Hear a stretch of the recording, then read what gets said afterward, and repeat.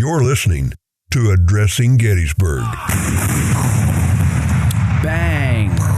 Hello, everybody. Welcome to this special little a short episode of Addressing Gettysburg. I'm sitting here with Veronica, Ronnie Ronstadt Brzezinski from the co-host of Addressing Gettysburg today, and Joe Goldsberry from Peach Orchard Publishing on YouTube and Instagram, and he's been around on the show before. You know him from that as well. Hello, guys. Hi, Matt. Hi, Matt. Hi, Ronnie. What's going on, Joe? We were just talking before we started the recording. I haven't seen you in months, so it's nice to catch up. Since our big Christmas party.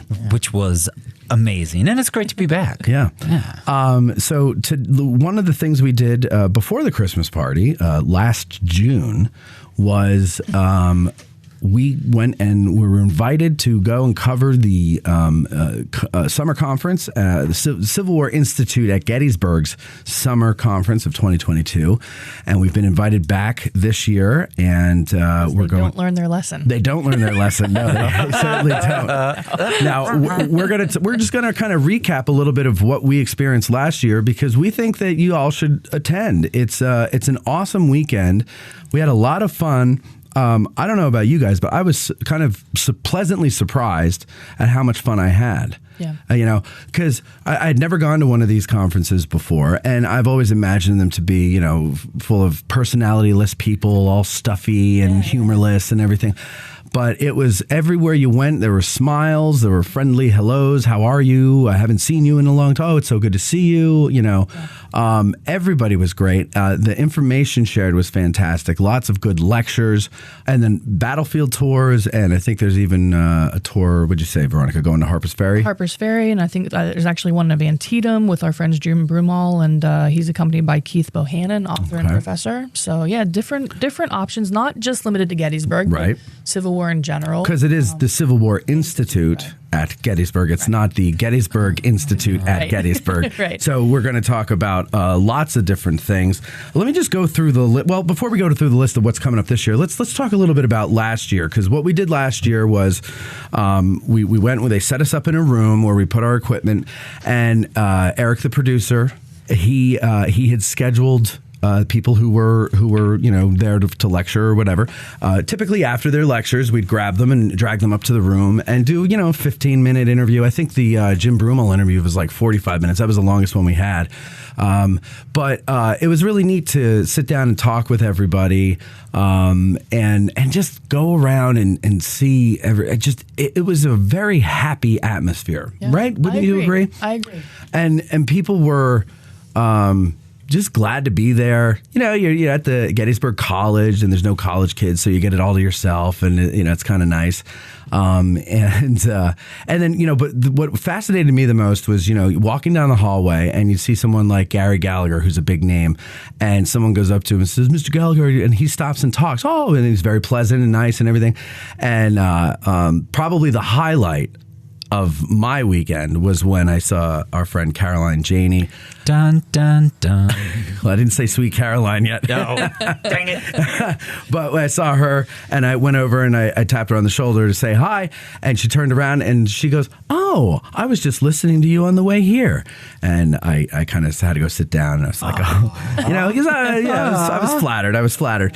But yeah, and then Pete Vermillier freaked out when he was like, "Oh, I'm so excited, I love the show. I listen to the show all the time."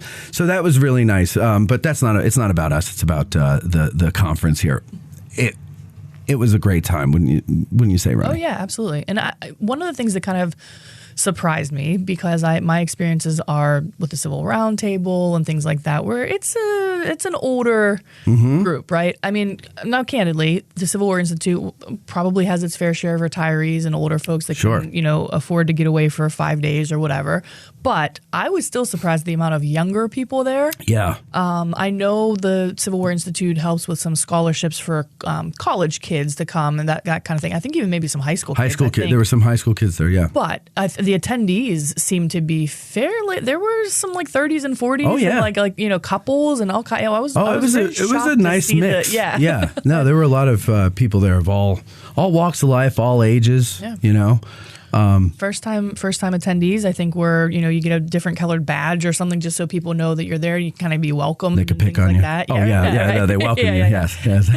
But honestly, it's a very collegial kind of environment, like you were saying. Like some people have obviously gone for year after year after year. Yeah. And then, with COVID and everything like that, oh, it's great to see you again, and da da da da da. And there were reunions, but there were also like very outstretched opening arms from not only like the Ashley Luskys who put on the event and the Pete Carmichaels that put on the event, but the participants as well. I mean, the other attendees were just very welcoming, and I think they try to like advance that because they have like the ice cream social and yes. you know what I mean. Like they do like fun. It's not like you just show up, sit in your chair from 8:30 to 10:30, have a break, sit in your chair again from 11. Right. Like it wasn't like school. No, didn't feel like school, right. And there wasn't this like gap between you and the historians, who were there. Like they're unaccessible. Like they didn't like.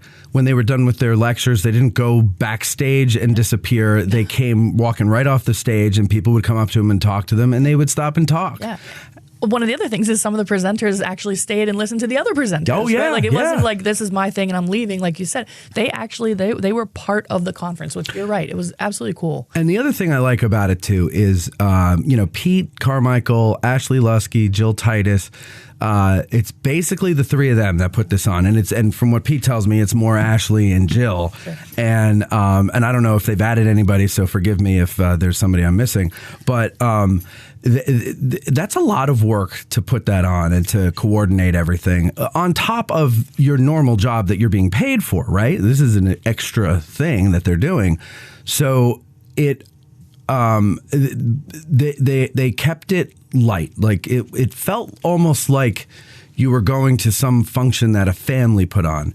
Well, even Pete's daughters were there, and they were helping out in the bookstore. And his wife. Was there as well. And then Pete kind of starts the night off or the weekend off and gets up there and introduces people, and I think Ashley and Jill introduced the people as well, if I'm not mistaken, and it was just nice. It's a nice atmosphere. Yeah. What do you think about it, Joe? So I really liked the interaction between it.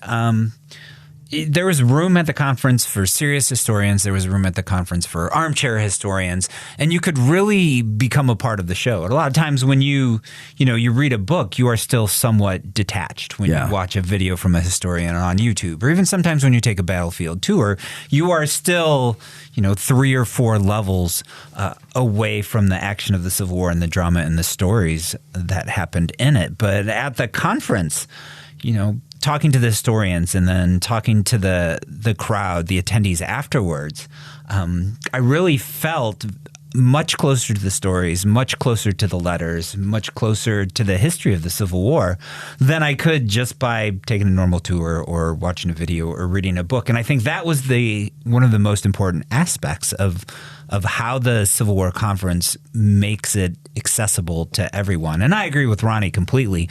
They had the Youth Scholarship Program, and the attendees, I just love the fact that there is an up-and-coming generation that the stories that we're told and the stories that we teach are going to be carried on. And I was afraid that wasn't going to happen, that somehow Gettysburg and the Civil War would lose its meaning or lost in the muddle of today's society, that somehow it's going to be enough in the past where it is just a foggy, hazy memory. Like the American Revolution. Right. The War of 1812. I mean, they're kind of just something that happened. Yeah. But so it's great to see that generation actually cares about maintaining the history and the sanctity of the event. And people are looking at it with a different set of eyes than before.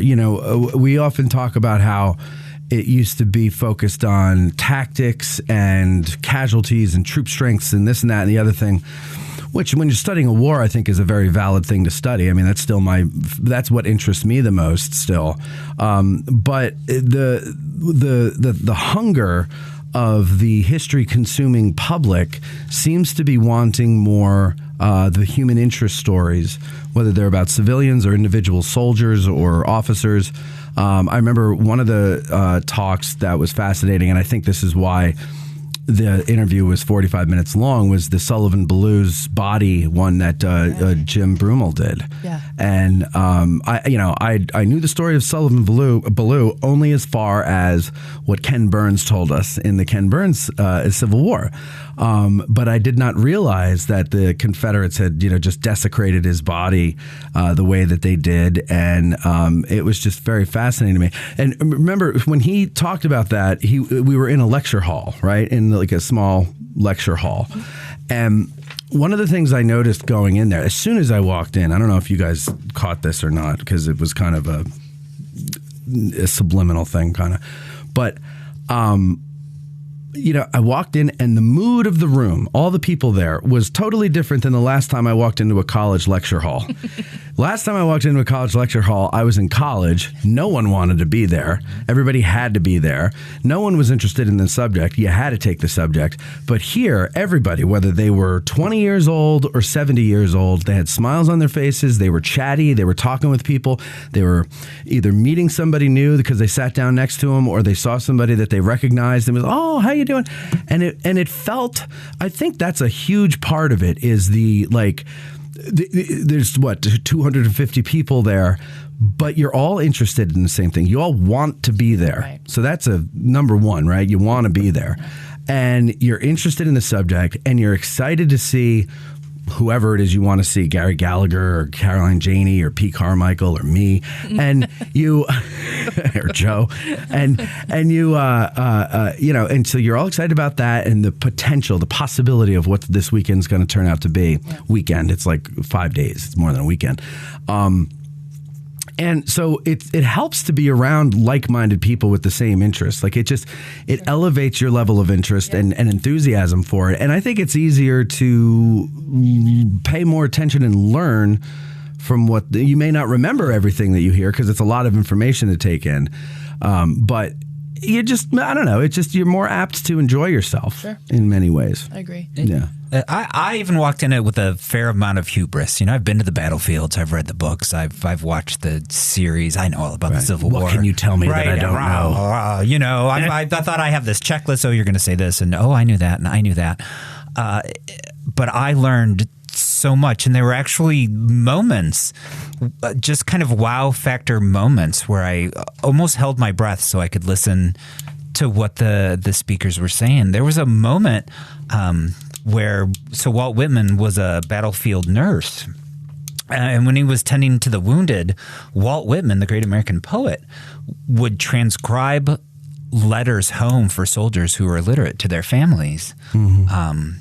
And that was just a wow factor for me. But day after day, lecture after lecture, I would find there's moments, and I know that we were supposed to be videotaping, where I just kind of forgot what I was supposed to be doing, who I am, and just fully engaged in every single word that was being said.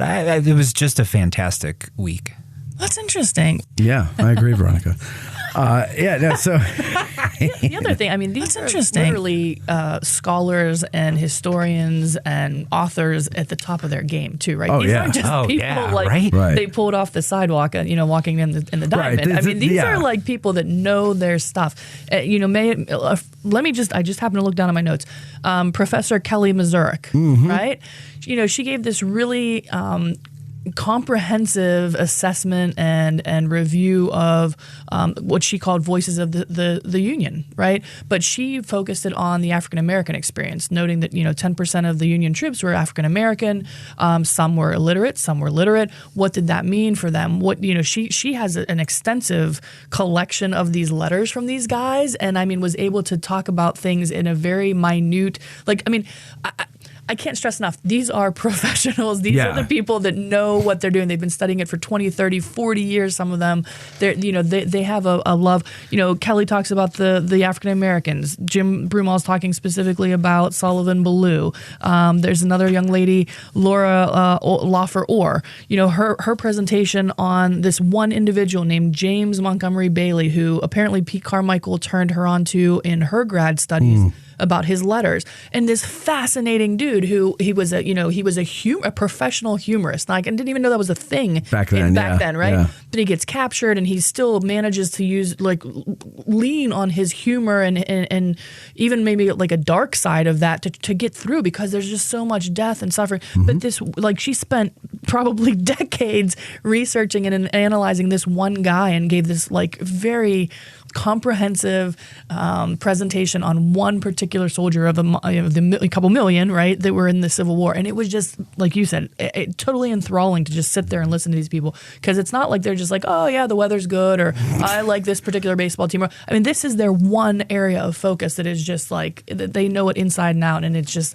their enthusiasm is contagious, and I think that resonated throughout the conference as well. So yeah, and that certainly helps. You're right. These aren't people off the street who go, I've done some research on my relative who was in the 17th Virginia. No, these are people who, sorry, that was my computer making that noise.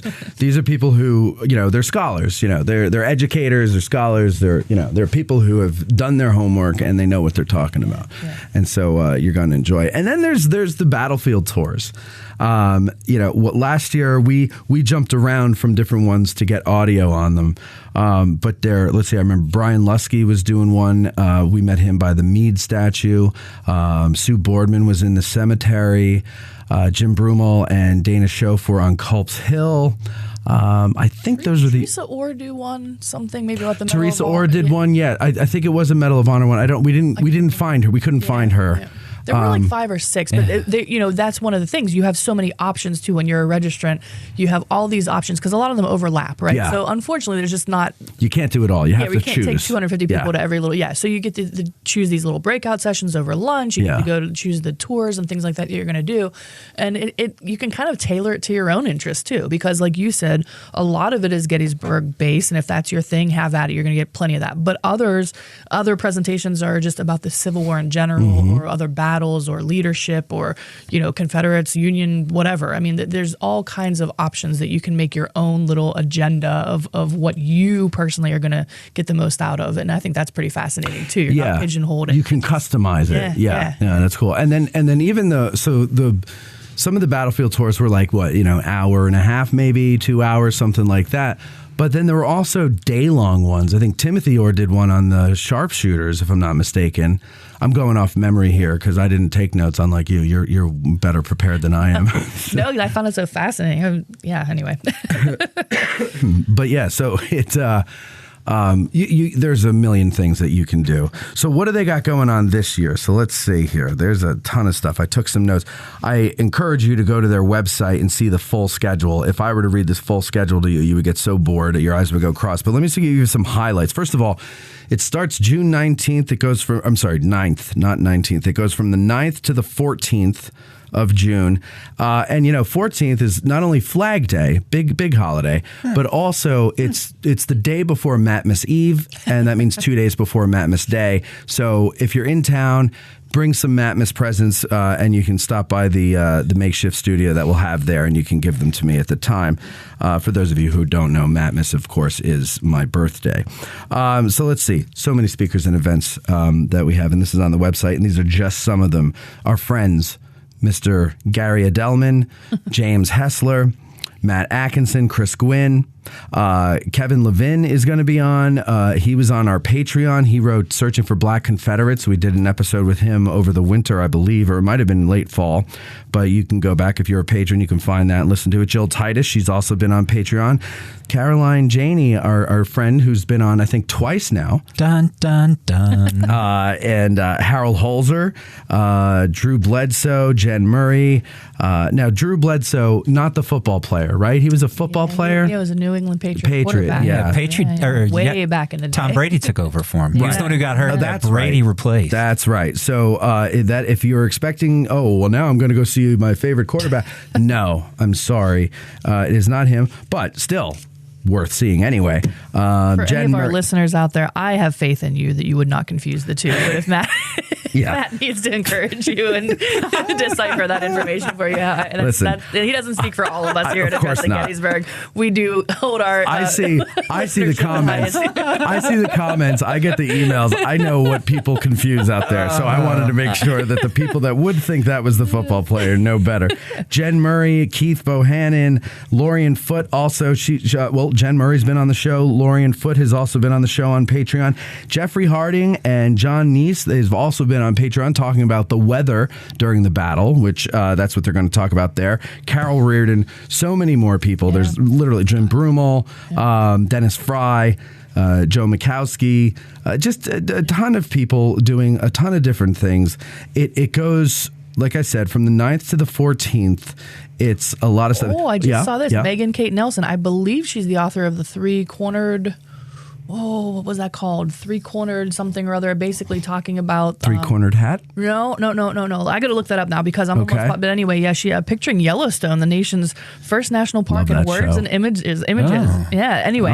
She's talking about the park. Okay, yes, all right, there you go. This is a exciting lineup. Yeah, it really is. Oh, Angela Elder, we had her on as well. She's doing Until Death Do Us Part, Civil War Widowhood. We had her on. She did a book called... it's right behind you, probably there, I think, somewhere up top behind the Buffalo sign. I'm not sure. Is it Love and War or something? Yeah, Love and Duty. There you go. Angela Elder, Love and Duty. She did that book there. A lot of really interesting people here. So go to their website. Now, the website link is very long. So I'm not going to... Well, go ahead, Veronica. The Three-Cornered War. I knew it was... I'm sorry. Three-Cornered War? Yeah, the Union, the Confederacy, and Native peoples in the fight for the West. I knew it. Yes. They got very like the Cherokee and that book got high reviews when it came out. I remember that. But anyway, I'm sorry. Yes, I'm excited about some of these people. And we kind of glossed over it very quickly. Matt mentioned there's a book sale. Right, and it's not only like the authors with their books, but there's a used book sale here that rivals like anything I've ever seen. Yeah. Like I don't know where they get these books from. I got the whole Time Life Civil War collection there for $50. I got I don't even know what it is and now. Like every one of them. I got a whole collection of books for $20. I can't remember what the hell they are. Right. Obviously, I've been reading them voraciously, but Show Me Foots. No. It's like 20 volumes. It's a big, and they're all red. It's Confederate.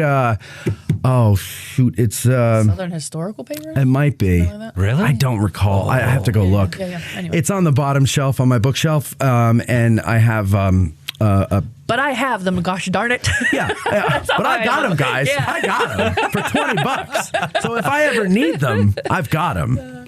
I won't read it. What was it? What Michael Scott says? Read it. I own it. Yeah. Yeah, that's basically me. It's on your coffee table. I own it. I've made a coffee table out of it. One other thing. I'm sorry. I'm so excited about this. I actually remember I got an email just this week reminding folks that there would be author signings like they do every year, obviously. And Jeff Shar is going to do a guest appearance as well because his new book, I think it's called The Old Lion. I believe.